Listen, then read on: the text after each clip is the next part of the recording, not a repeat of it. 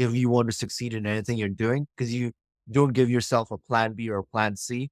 You're like, there's no cop out. You're either going to achieve your goal or you're not.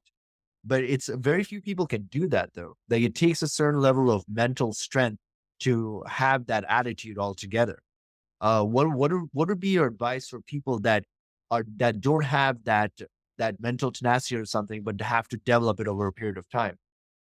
I think a huge piece of it is reprogramming your mind. We all know when you look at a computer, there's hardware and software. I'm a true believer that our body is the hardware and the software is our mind. There's some people who say you need to listen to affirmations, you need to do all these different things. The biggest thing that I would tell people is you have to reprogram your brain. You got to listen to what you're saying. If you're telling yourself you're a failure, you are. If you tell yourself you're a success, even in moments of failure, you will rise to the occasion over time and become that success.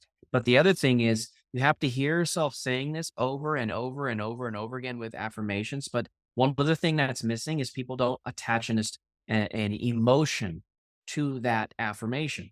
If you see yourself as being this person and you live as that person before you're that person and you're enjoying the emotions that come with being in that moment, it's like getting a gift when you're a kid.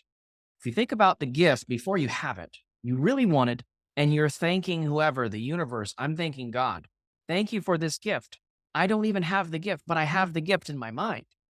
Doing that for me has enabled me to get crazy things in my life, things where I shouldn't have had things pop up in my life. I had the same thing happen to me one time when I had medical expenses.